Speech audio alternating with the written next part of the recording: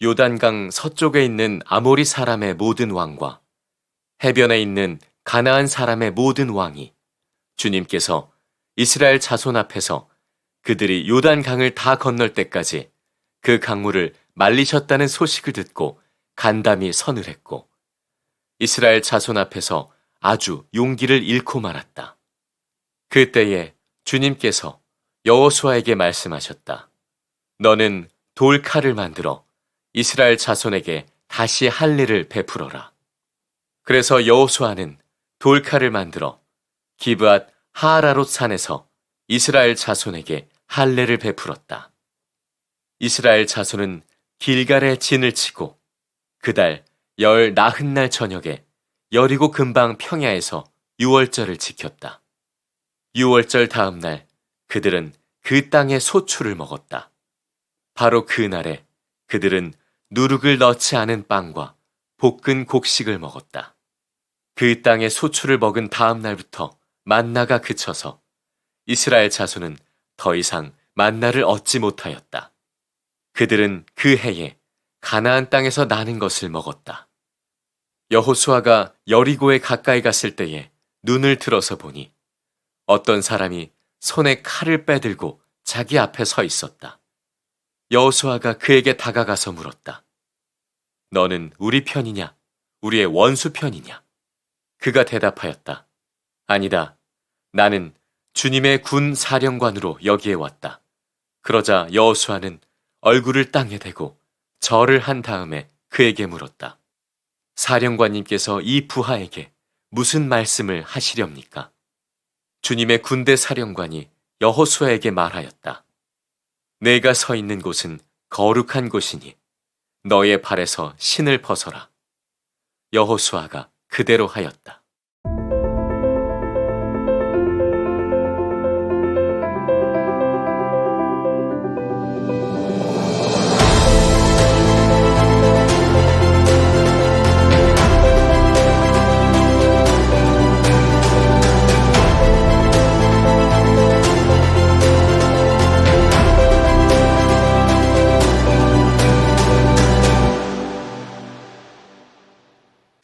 우리 지난주부터 사순절이 시작되었습니다. 우리 사순절 기간 초대교회 때부터 세례를 준비하는 우리 후보생들이 기도하며 금식하며 자신의 주 안에서 죽음을 분명히 하고 준비하는 기간이었습니다. 우리 모두에게도 이번 사순절 기간이 오직 주님께만 우리의 초점을 맞추고 우리의 인생을 주님 앞에 다시 한번 내어드리는 그런 기간이 되기를 축복합니다. 많은 분들이 새로운 삶의 현장으로 들어가실 줄로 믿습니다. 새로운 학기를 준비하는 학생들, 또 그런 학생들을 준비하는 우리 부모님들, 또 새로운 직장, 또 새로운 직책, 새로운 곳으로 발령을 받았거나 새로운 사업을 시작하시는 분들이나 새로운 프로젝트를 시작하는 분들이나 혹은 은퇴를 하시고 이제는 retire, 정말 타이어를 새로 갈고 인생의 후반전을 준비하시는 어떤 분들도 계실 겁니다. 지금 이제 요단강을 건넌 여호수아와 이 백성들이 여리고라고 하는 그 도시 앞에 서 있습니다. 그들이 건너왔다는 소식을 듣고 이 가나안 땅의 많은 왕들이 무서워합니다. 그들의 간담이 높고 그들이 정말 두려워하는 가운데 있어요. 정말 이때 딱 공격하면 너무나 좋은 타이밍이죠. 근데 그거는 우리의 생각입니다. 하나님은 그렇게 생각하지 않으셨어요. 오늘 본문에 보면은 하나님은 뭐라고 하시는 거냐면 빠르게 가는 것보다 바르게 가는 것이 훨씬 더 중요하다. 속도보다 바른 방향이 훨씬 더 중요하다. 오늘 이 말씀을 우리에게 하시는 겁니다. 우리는 지금 전진해서 달려나가야 될 것 같은데 멈춰서라는 거예요. 그리고 전열을 가다듬고 정비를 하고 우리 자신을 점검해야 된다 라고 말씀을 하시는 거예요. 그것이 2절에 나오는 할례에 대한 말씀이에요.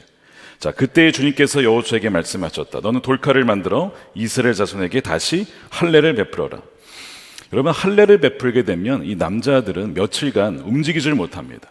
이 생식기 표피를 잘라내야 되기 때문에 그것이 낫기까지 적어도 4일, 5일, 일주일 이상을 움직이질 못해요. 그렇게 되면 적들이 만약에 쳐들어오면 꼼짝없이 당할 수밖에 없는 매우 취약한 상태가 됩니다. 하나님이 이걸 모르실까요? 당연히 아시죠.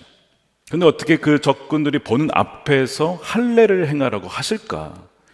그러니까 하나님의 지혜와 생각은 우리와 너무나 다를 때가 많다는 것이죠. 근데 여러분, 왜 할례를 행하라고 하시냐면 할례에 담겨진 의미가 너무 중요하기 때문에 그래요. 여러분, 할례를 이해하려면 언약과 약속의 차이를 아셔야 합니다. 여러분, 언약이 약속 같고 약속이 언약 같죠? 이 둘은 비슷하지만 다른 개념이에요. 하나님께서 이미 우리에게 이루신 일들이 있어요. 예를 들면 홍해를 건너게 하셨다, 십자가를 지셨다, 이미 이루신 사실입니다. 그런데 우리에게 어떤 일을 행하실 것이다 라고 하는 것이 약속이죠. 근데 그 약속이라고 하는 것은 조건적인 경우가 많아요. 예를 들면 너희가 나를 따라오면 뭐 그렇게 약속이 되기도 하고 하나님이 그 조건에 따라서 바꾸시기도 하세요. 근데 이 언약이라는 것은 뭐냐면 언약은 약속인데, 그러니까 모든 언약이 약속인데 하나님이 맹세하신 약속이에요. 이거는 무조건 이루어지는 겁니다. 반드시 이루겠다고 하는 확증이 바로 이 언약입니다. 자, 이것을 제가 아브라함으로 한번 설명을 해드릴게요. 창세기 15장에 보면 하나님께서 아브라함에게 약속하셨어요. 내가 너에게 자손을 줄 것이다. 너로 말미암아 너의 자녀들이 많아질 텐데 하늘의 별과 같이 많아질 거고 큰 민족을 이룰 거야. 처음에 믿지 못하다가 그 별을 보고 아브라함이 그것을 믿었다라고 했습니다. 자, 약속을 믿었어요. 두 번째 약속이 있어요. 너의 자손에게 이 땅을, 이 가나안 땅을 너의 자손에게 줄 거야라고 했는데 이번에는 그가 믿지를 못합니다. 하나님, 무엇으로 이 땅을 우리가 차지할 것을 무엇으로 알겠습니까? 믿지를 못하는 거예요. 믿지 못하는 그 약속을 믿지 못하는 그 아브라함에게 하나님 행하시는 게 뭐냐면 그것이 언약입니다. 너 믿지 못해? 자, 내가 확실하게 해줄게. 반드시 이거 이룰 거야. 이것이 언약입니다. 그래서 그 15장, 창세기 15장 18절에 주님께서 아브라함과 언약을 세우시고 말씀하셨다라는 거예요. 자, 약속 믿지 못하는 아브라함의 그 믿음, 연약한 믿음을 확장시켜주고 강화시켜주기 위해서 하시는 것이 뭐라고요? 언약입니다. 하나님의 맹세요, 확증이에요. 그래서 하나님이 언약을 하시면 거기에 매이시게 됩니다. 반드시 그걸 이루셔야 하기 때문에 그래요. 최초에 나오는 성경의 언약이 어디에 나오냐면 노아의 때 나옵니다. 홍수가 되어서 이제 방주에 탔던 이 노아가 밖에 나가질 못해요. 이거 홍수 때문에 또 우리가 죽는 거 아니냐. 그러니까 믿질 못하니까, 믿음이 없으니까 뭐 하는 거예요? 언약을 맺으시는 거예요. 내가 너와 언약을 맺을 텐데 뭐냐면 무지개를 보여주면서 다시는 홍수로 생물을 멸하지 않을 거야. 그러니까 두려워하지 마, 염려하지 마. 이것이 노아 언약이에요. 반드시 하나님께서는 이제는 물로는 멸망시키지 않겠다고 약속하신 것이죠. 이것을 말씀하십니다. 그래서 이 아브라함에게도 언약을 맺으셨는데 그 언약의 표징, 그것이 할례입니다. 그러니까 할례를 받게 되면 하나님의 분명한 언약이 내 몸에 새겨지는 것이고, 그것을 볼 때마다 무슨 생각을 하게 되냐면 하나님의 변치 않는 약속이 내게 있다. 나는 그분의 백성이고 그분은 나의 하나님이다 라고 하는 것이 분명히 믿어지게 되는, 이것이 바로 할례입니다. 그래서 할례를 받게 된다는 것은 내 힘과 선천적인 능력으로 나에게 주어진 어떤 일을 감당하는 것이 아니라 하나님께서 나를 통해서 하나님이 행하실 것이다 라고 하는 고백이 바로 할례를 받겠다는 거예요. 그래서 하나님은 이 전투를 앞두고 할례를 하라고, 영적 전열을 정비하게 하실 때 첫 번째 말씀하신 게 할례를 명하시는 것이죠. 자, 돌아보면요, 지난 40년 광야 시절 동안 한 번도 할례를 베푼 적이 없어요. 그 얘기는 뭐냐면 지금 이 출애굽 2세대의 이 백성들은 사실상 하나님의 언약, 확실한 약속의 그 보증에선 벗어나 있는 사람들이에요. 물론 하나님의 은혜를 베푸셔서 지금 이 요단강을 건너게 하셨지만 엄밀하게 말하면 어느 누구도 할례를 받지 않았다는 얘기는 하나님이 그 언약의 그 약속이 이들에게는 아직 주어져 있지 않다는 거예요. 그래서 하나님이 할례를 베풀라. 내가 분명하게 너에게 약속한다. 이 땅은 너희들 것이야 라고 하는 것을 분명히 믿으라고 하는 증표로서 할례를 하라고 말씀을 하는 거예요. 자, 그래서 하나님은 쉽게 얘기하면 너희들 내가 책임진다. 그 얘기하시는 거예요. 지금 너희들 내가 책임질 거야. 두려워하지 마. 뭐가 걱정이야. 내가 너희 하나님이고 너희는 내 백성이야. 그것을 믿으라고 하는 거죠. 그래서 여호수아가 할례를 다 베풉니다. 그래서 이제 나아야 되는 그 기간이 이제 지나게 되고, 그 다음에 6월절이 기간이 되어서 6월절을 기념을 해요. 하나님이 얼마나 놀라운 그 구원의 힘으로 애굽에서 건지셨는지를 다시 한번 기억해라. 내가 너희를 구원하는 것이고 내가 너희를 인도하는 거야. 6월절을 지키게 되고 어린 양을 먹음으로써 하나님 우리와 함께 하심을 분명히 하게 되죠. 자, 그 다음에 이렇게 보시면 9절에 이런 말씀을 해요. 할례를 다 베푼 다음에 하나님이 베푸니까 그 다음에 하신 말씀이 있어요. 그것이 8절 9절인데 놀라운 말씀이 나옵니다. 모든 백성에게 할례 행하기를 마침에 백성이 진중 각 처소에 머물며 낫기를 기다릴 때 여호와께서 여호수아에게 이르되 내가 오늘 애굽의 수치를 너희에게 떠나가게 하셨다 하였으므로 그것 이름을 오늘까지 길갈이라 하느니라. 할례를 마치자 하나님이 이런 말씀을 하시는 거예요. 너희의 오늘 그 애굽의 수치를 떠나가게 했다. 여러분, 애굽의 수치가 무슨 의미일까요? 애굽에서 종살이 했었던 그 과거의 수치를 말하는 걸까요? 우리가 일제강점기 때 그렇게 수치를 당했던 그런 수치를 말하는 걸까요? 여러분, 그것이 아닙니다. 그 수치는 이미 홍해를 건널 때 다 씻어 주셨어요. 애굽에서 건져 주실 때, 애굽의 그 군사들이 홍해에서 쓸려 나갈 때 그 모든 수치를 다 이미 씻어 주신 겁니다. 그러면 이 애굽의 수치는 무엇을 말하는 거냐? 이 수치라고 하는 이 히브리어가 헤르파인데요. 수치, 모욕, 조롱 이렇게 번역이 됩니다. 비난 이런 식으로 번역이 돼요. 무슨 말이냐면 애굽 사람들에 의해서 광야에 있었던 이스라엘 사람들에게 가해진 비난과 모욕입니다. 아니, 무슨 애굽 사람들이 비난을 했을까요? 이 사람들에게, 백성들에게 이런 일이 있었던 거죠. 애굽 사람들이 하나님께서 출애굽을 시키셔서 자기 백성들을 약속하신 땅으로 데려간다고 해놓고서는 40년간 방황하고 있는 거예요. 들어가질 못하고 있어요. 그러니까 이 사람들이 무슨 얘기를 하냐면, 너희들이 그 땅을 점령하지 못하는 것은 하나님 무능한 거 아니냐, 하나님이 능력이 없어서 그런 거 아니냐, 이런 식으로 조롱하고 비난을 하더라는 것이죠. 이것이 애굽의 수치입니다. 근데 이분들을 사실 원인 제공한 거는 누구냐면 그 백성들이죠. 1세대 백성들. 불순종했잖아요. 믿지 않았잖아요. 그러니까 그들이 이런 비난을 받을 만한 원인 제공을 한 건 맞아요. 그래서 이렇게 해서 죽게 되면 모세가 걱정한 건 뭐냐면, 하나님 그렇게 되면 이스라엘 사람들이 뭐라고 조롱하겠습니까? 여러분, 그 장면이 어디 나오죠? 민수기 14장에 나옵니다. 13절에 보세요. 모세가 주님께 말씀드렸다. 이집트 사람들이 들으면 여러분 어떻게 하시라고 합니까? 하나님, 그들의 주가 자기 백성에게 주기로 맹세한 땅으로 그들을 데리고 갈 능력이 없어서 그들을 광야에서 죽였다라고 그들이 조롱할 겁니다. 비난할 것입니다. 그런 수치를 우리가 당하게 될 것입니다. 모세가 걱정한 대로 애굽 사람들이 그렇게 한 것입니다. 실제로 광야에서 40년 세월을 보내게 돼요. 애굽의 조롱이 옳았음을 증명되는 것처럼 보였습니다. 하나님이 자기 백성들을 약속하신 땅으로 약속은 했지만 정말 가지 못하고 죽어버렸으니, 여러분, 이것이 정말 맞는 말 아닙니까? 이스라엘 백성들의 입장에서는 이것이 참 수치스러운 일이 된 것이죠. 그런데 하나님 어떻게 하셨냐면 출애굽 2세대를 데리고 요단강 물을 그치게 하시고 건너게 하셔서 약속하신 땅으로 지금 인도해 주셨어요. 그러면서 할례를 명하셨습니다. 그 의미는 뭐라고요? 너희는 내가 책임진다. 너희는 나의 백성이야. 내 언약은 한 번도 바뀐 적이 없어. 이 땅은 확실하게 너희 땅이야 라고 말씀을 하시는 것이죠. 그래서 9절을 보세요. 너희 수치는 굴러갔다는 겁니다. 내가 오늘 애굽의 수치를 너희에게서 떠나가게 하였다 하셨으므로 길갈이라 한다는 거죠. 길갈의 본래 의미는 수레바퀴고요, 히브리어 굴러가다가 갈랄입니다. 이제 음률이 비슷하죠. 그래서 무슨 의미냐면 애굽 사람들이 조롱했던 그 수치가 오늘 너희가 그 할례로 인하여서 이제는 완전히 떠나갔음을 너희가 믿으라는 것입니다.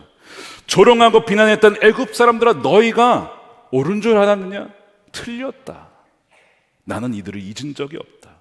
이 땅은 이 백성들의 땅을 땅이라고 나는 준 거야. 여호와는 언약을 지킨다. 여호와는 할례를 통해서 내가 그들의 하나님, 그들은 나의 백성임을 다시 한번 선포한다라는 것이죠. 자, 그러면 실제로 여러분, 그 이스라엘 2000년간 나라를 잃었어요. 1948년 5월 14일에 독립을 하면서 그 나라를 회복합니다. 그 땅은 뭐라고요? 하나님이 주시기로 확실하게 맹세한 땅이에요. 변하지가 않는 거예요. 여러분, 이것이 언약입니다. 이것이 언약이에요. 자, 이 말씀을 우리에게 어떻게 적용을 해야 될까? 우리도 할례를 받으러 병원에 가야 되는가? 신약의 할례가 무엇인지를 설명하는 곳이 여러 군데가 있지만 골로새서 2장 10절에 이렇게 나옵니다. 우리 함께 읽어보겠습니다. 시작. 여러분도 그분 안에서 충만함을 받았습니다.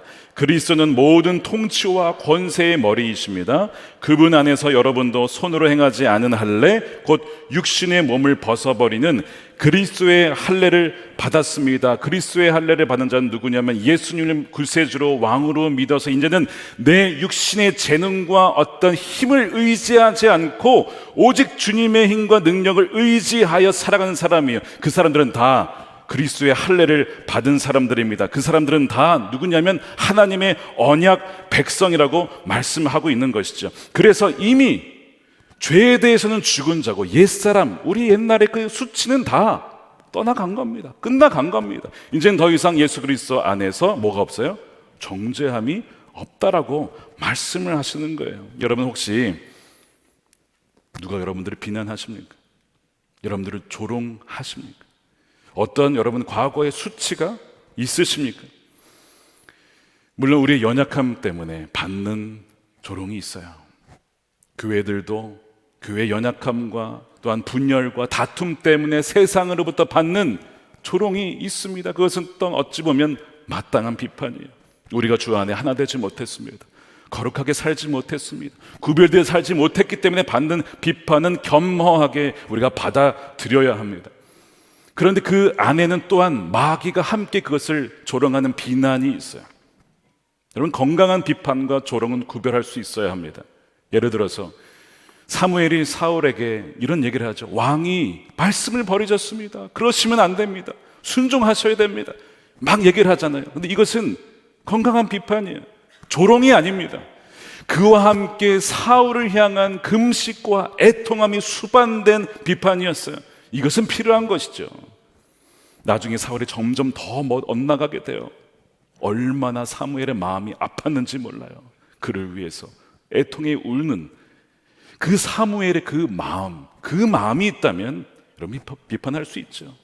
그런데 그것이 아니라 그 마음도 없고 애통함도 없고 기도도 없고 금식도 없이 하는 조롱은 그것은 마귀의 조롱이 되는 거예요. 여러분, 그것은 과감하게 차단을 하실 필요가 있습니다.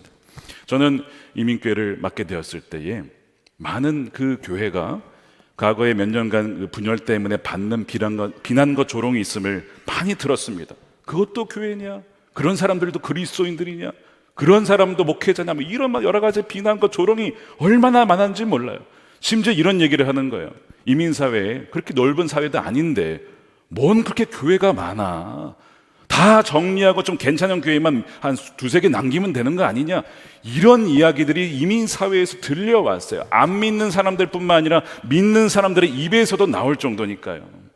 어느 정도 일리가 있는, 근거 있는 비판이기도 했습니다. 실제로 교회가 사랑하지 못하고 싸우고 욕하고 목회자와 성도가 하나 되지 못하고 연합하지 못했기 때문에 받은 조롱과 수치입니다. 부정할 수가 없었어요. 그 교회에 부임을 하고 나서 하나님, 이 수치 하나님을 향한 수치인데 어떡합니까? 불쌍히 여겨주십시오. 뭐 할 수 있는 게 뭐 기도 외에는 없어요. 정말 전심으로 주를 찾는 수밖에 없었습니다. 근데 그때 그 교회를 창립했다는 장로님이 저에게 기도문을 보여주신 적이 있어요. 이 교회를 세울 때 드렸던 기도문이 있습니다. 기도문을 읽어보니까 정말 이런 교회가 되었으면 너무 좋겠더라고요. 근데 제가 그것을 하나님께 올려드리면서 하나님, 이 기도, 언약의 기도 기억해 주십시오. 처음에 이 교회가 세워졌을 때 하나님이 기뻐하시고 받으셨던 이 언약을 기억해 주시고 교회를 회복시켜 주십시오. 뭐 그렇게 기도할 수밖에 없었는데요. 나중에 돌아보니까요, 하나님이 그 언약을 기억해 주신 것 같아요. 나중에 나올 때는요, 지역사회에서도 칭찬을 하고, 아, 그 교회 괜찮은 교회야. 아, 그 교회 성도들 참 좋은 분들이야. 그 교회 가면 하나님의 임재가 있어. 그런 것들을 회복하게 하신 하나님이 그 애굽의 수치를 물러가게 하셨구나 하는 것을 보게 되었어. 얼마나 감사했는지. 모든 것이 하나님의 은혜였습니다. 여러분에게 무슨 수치가 있으십니까? 이미 그리스도 안에서 할례를 받은 자이기 때문에 모든 수치는요, 여러분 떠나갔음을 믿으시기를 축복합니다. 모든 것이 이미 굴러갔다는 거예요. 본교회 한 성도님이 쓴 에세이 책이 있어요. 견디지마 울어도 괜찮아 라는 책입니다. 그분이 어린 시절 겪었던 이야기들을 그냥 이렇게 편안하게 쓴 글들이 담겨 있습니다. 어린 시절 주일마다 집 근처 교회를 갔대요. 왜 갔느냐? 초코파이와 요구르트를 줘서 그거 먹으러 간 겁니다. 많은 분들이 아마 그랬을 줄 모르겠습니다. 말씀은 잘 기억이 안 나지만 하나님이라는 단어가 마음에 새겨졌대요. 어느 날 집에서 부모님이 그렇게 싸우시더랍니다. 막 싸우길래 뭐 기도할 줄 몰라서 하나님 그냥 도와주세요 라고 그렇게 기도를 했는데, 글쎄 10분 만에 부부싸움이 그치더랍니다. 놀라운 기도의 능력을 체험한 그런 내용도 거기에 적혀 있어요. 그런데 그 책에는 어린 시절 겪었던 나름 본인이 생각하기에 수치스러운 일도 적혀 있었습니다.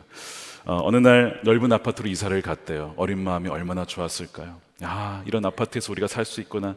아버지가 운송업을 하셨습니다. 그래서 트럭 운전사를 고용해서 사업을 운영하셨는데 어느 날 사고가 났어요. 운전수가 사망사고를 낸 거예요. 결국 그 모든 그 피해를 보상을 해줘야 되니까 이 아버지가 이제 그거를 책임지게 된 것 같습니다. 그 이후로 아버지가 일확천금을 누리려고 경마에 빠지고 화투에 빠지고 노름에 빠지고 술을 마시고 그렇게 바뀌게 된 겁니다. 집에만 오면요, 부부싸움이 얼마나 심했는지. 성남에 사시는 분이에요. 우리들의 이야기죠. 집에만 오면 욕을 하고 화를 내고, 엄마를 때린 건 아니지만 하루 종일 들들 볶으며 괴롭게 하셨다는 겁니다. 언니와 남동생, 자기와 함께 그것을 지켜보면 얼마나 무서웠는지, 공포와 불안 속에 살아야 했다는 거예요. 하나님을 믿는데 왜 이런 일이 벌어질까? 결국 집안이 기웁니다. 공중 푸세식 화장실이 있는 반지하로 이사를 해요. 반지하에서 살 수도 있죠. 근데 그 공중 푸세식 화장실이라는 것은 너무나 불편한 곳이잖아요. 어느 날 학교에 갔는데 자기가 그런 곳으로 이사 갔다는 것이 그 같은 아파트에 살던 애에 의해서 알려지면서 그 아이가 이런 그 반장이었는데 이런 소문을 내는 거예요. 우리 집이 망해서 그런 화장실이 있는 반지하로 이사로 갔다 하면서 막 놀리더라는 겁니다. 여자아이가 어린 마음에 얼마나 그것이 수치스러웠을까? 그 조롱이 얼마나 마음에 아팠을까? 그런 여러 가지 그 안타까운 일들이 거기에도 적혀 있습니다. 안 믿는 부모님을 위해서 기도하지만 왜 믿지 않으실까? 여러 가지 에피소드가 쭉 적혀 있다가 마지막 부분에 세월이 흘러서 2022년 가을 이런 고백을 하세요. 하나님의 은혜로 가정을 이루었고 두 아들을 낳았습니다. 크진 않지만 살 수 있는 아파트, 굶지 않고 새 끼를 먹을 수 있으니 감사합니다. 무엇보다 감사한 것은 2022년 가을부터 주님의 응답으로 친정어머니가 소남목자교회에 나오시게 되었습니다. 나에게 그렇게 또한 상처를 주었던 친정아버지와의 화해도 있었고, 절기마다 뵙는데 그때마다 기도해 드리면 이제는 아버지도 눈을 감고 함께 기도를 하십니다. 부모님을 주님께로 인도하고 계시는 우리 주님의 사랑을 직접적으로 보고 있습니다. 진실로 주는 그리스도시요 살아계신 하나님의 아들이십니다. 이런 고백을 하는 거예요. 애굽의 수치를 굴러가게 하시는 하나님이시죠. 사랑하는 여러분, 주님을 믿는 자는 이미 그리스도의 할례를 받은 자이고 하나님의 언약 백성 여러분 이심을 여러분 믿으시길 축복합니다. 하나님이 언약으로 그리스도께서 자신의 몸과 피 흘려주시고 내어주시면서 너희는 나의 백성이야 라고 하면서 온전히 하나 되었다는 것을 잊지 말라고, 이 성찬을 할 때마다 나를 기억하고 너희와 함께 있음을 잊지 말라고 말씀을 하시는 거예요. 오직 우리가 안 믿으면 우리와 하나 되게 하시려고 그렇게 성찬을 하신 건 아닙니까? 그래서 우리가 영적 전열을 가다듬고 정비할 때 내가 할례받은 언약 백성이구나, 수치는 이미 물러갔고 나는 것을 분명히 하시기를 축복합니다. 근데 이게 다가 아닙니다. 자, 유월절을 지키고 그 땅의 소출을 먹고 만나가 그친 다음에 이제는 평범한 삶 속에서 하나님의 은혜가 있다는 거예요. 만나가 그쳤다는 것은 여리고 가까이 정찰을 하러 가는데 어떤 사람이 여호수아를 가로막습니다. 근데 칼을 들고 있어요. 모르는 사람이에요. 그래서 여호수아가 놀라서 질문을 하죠. 이렇게 묻습니다. 너는 우리 편이냐 아니면 원수의 편이냐? 우리 편이냐 원수의 편이냐? 그럼 대답이 어떻게 봐야 돼요? 난 네 편이야, 아니면 쟤네 편이야, 이렇게 얘기해야 되잖아요. 대답이 이랬습니다. 14절에 그가 대답하였다. 아니다. 둘 다 아니라는 거예요. 나는 주님의 군사령관으로 여기 왔다. 아니, 주님의 군사령관이면 누구 편이에요? 당연히 우리 편이라고 생각하잖아요. 그렇게 생각하지 말라는 거예요. 여러분, 이 대답은 무슨 의미냐면, 중요한 것이 무엇이냐면 하나님이 우리 편이냐 아니냐보다 더 중요한 것이 우리가 하나님 편에 서 있느냐, 이것이 가장 중요한 거예요. 우린 당연히 우리 중심에서 하나님이 우리 편이 되어주셔서 나를 밀어준다라고 생각하지만, 당연히 그렇게 생각하지 말고, 물론 하나님의 은혜로 그렇게 힘을 써주시고 도와주시지만 항상 점검해야 될 것, 정비해야 될 것은 무엇이냐면 내 말과 행동과 결정이 하나님 편에 사는 것이냐, 그분이 기뻐하시는 것이냐, 그분이 원하시는 것이냐를 가장 먼저 점검하라는 거예요. 이거를 지금 묻고 있는 겁니다. 하나님, 제 아내가, 남편이, 자녀가 저 사람이 바뀌었으면 좋겠습니다. 하나님, 나의 편, 우리 편이 되어주셔서 도와주세요라가 아니라, 하나님, 제가 하나님 편에 서서 하나님의 뜻에 맞춰 하나님이 기뻐하시는 대로 하나님의 우선순위에 맞춰서 살아가게 해주시고 그저 하나님의 사랑대로 사랑만 하며 살 수 있도록 해주세요라고 그렇게 기도하면 어느덧 내가 바뀌어 있다는 것이죠. 내가 바뀌므로 말미암아 나의 배우자도 바뀌고 나의 자녀들도 바뀌고 내 주변 사람들도 바뀌어가는 그런 은혜가 있게 된다는 것입니다. 이것이 아니다의 의미예요. 너가 정말 나의 편에 서 있느냐, 그거를 점검하라는 것이죠. 더 나아가서 15절에 군대 장관 여호수아에게 신을 벗으라고 명령을 합니다. 자, 15절입니다. 함께 읽어보겠습니다. 시작. 주님의 군대 사령관이 여호수아에게 말하였다. 내가 서 있는 것은 거룩한 곳이니 너의 발에서 신을 벗어라. 여호수아가 그대로 하였다. 왜 신을 벗으라고 하는 것일까요? 새 신 신겨주시겠다는 걸까요? 헌신을 내주면? 그런 게 아닙니다. 신을 벗으라는 이유가 무엇이냐면, 이유가 내가 지금 서 있는 것이 거룩한 곳이기 때문에 신을 벗으라고 하셨어요. 그러니까 거룩하지 않은 것은 여기 들어올 수 없다. 그 신은 거룩하지 않다는 거예요. 여러분, 이 거룩하다는 뜻이 뭘까요? 하나님께 거룩하다는 것은, 하나님은 완전히 우리와 차원이 다르다는 분이시고, 그것이 인간이나 물건에게 적용이 되면 이 거룩은 하나님을 위해서 따로 떼어져서 오직 하나님만 섬기고 하나님만 바라보는 자가 되었느냐, 그 상태를 말해요.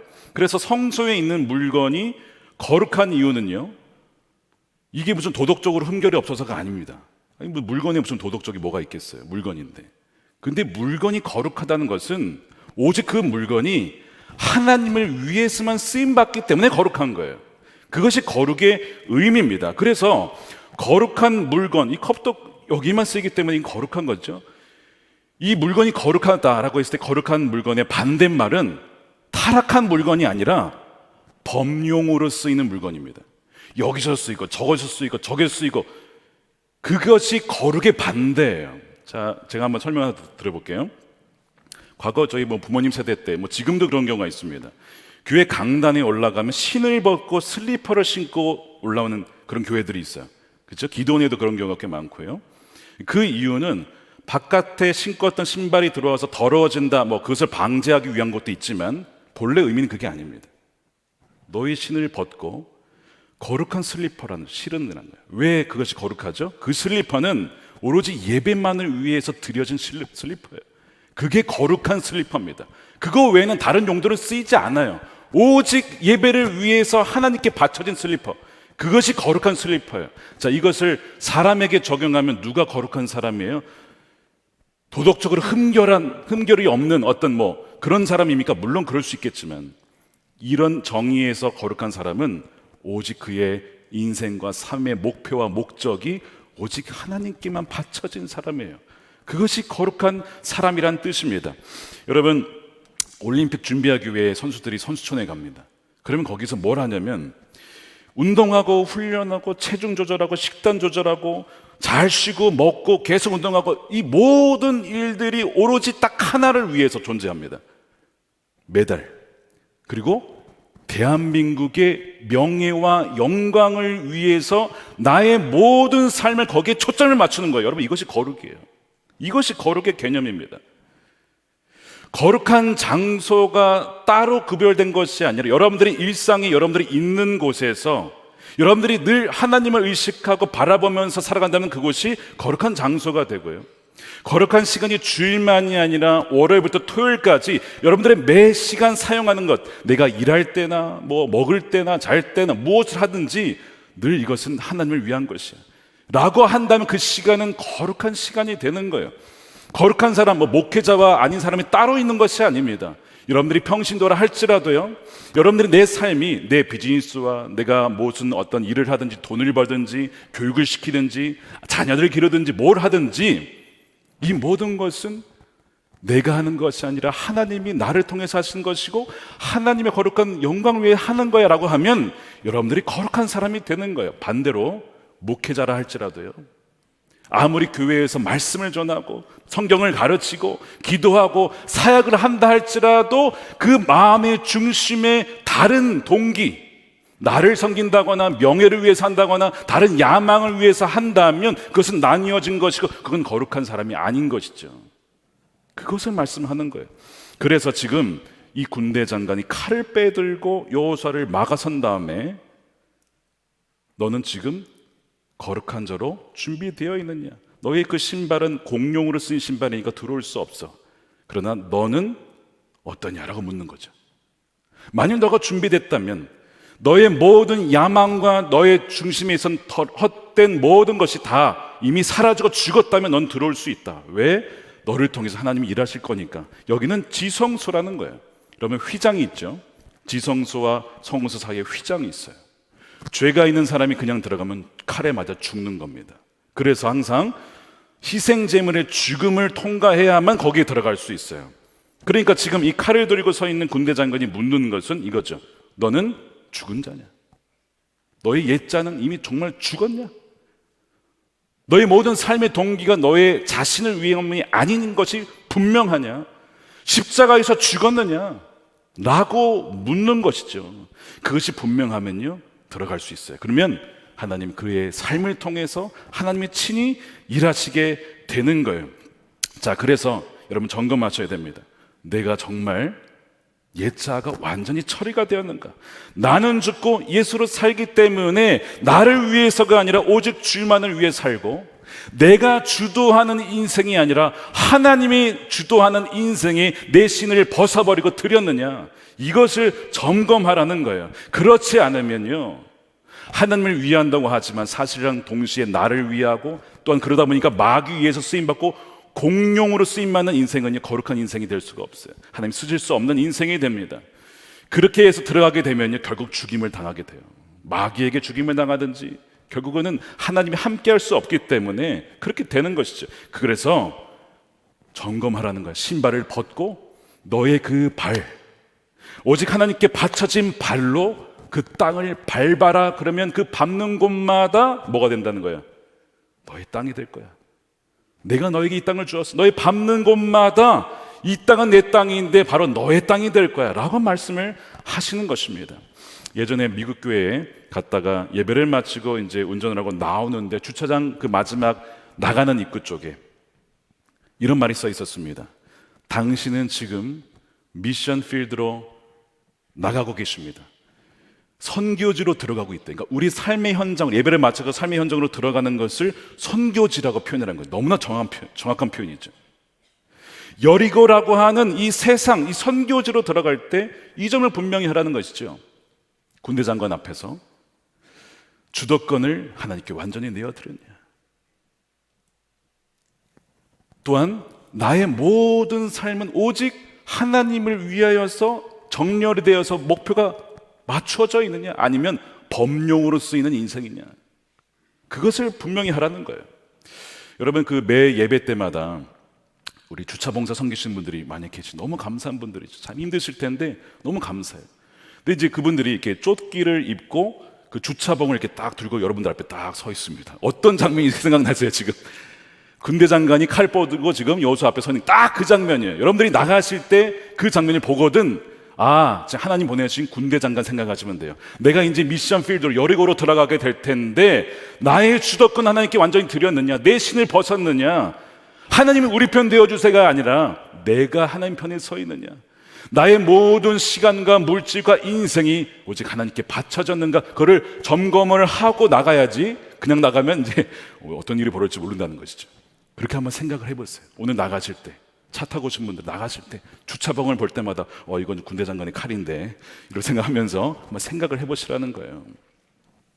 자녀를 길러도 내 자녀가 아니고 주님의 자녀고, 내 방식이 아니라 세상의 방식이 아니라 말씀에 가르쳐준 말씀대로 자녀를 양육하는 것이고, 사업체도 내게 아니고 주님의 것이고, 내가 사장이 아니고 주님이 사장님이시고, 이 교회도 제가 담임 목사가 아니고 여러분들이 장로님이 주인이 아니고 주님이 담임 목사시고, 이것을 분명히 하면 여리고는 이미 너의 것이 된 것이다 라고 말씀을 하시는 거예요. 이것을 분명히 하자는 거죠. 자, 여러분, 이 군대 장관 누군지 아십니까? 성자 하나님이십니다.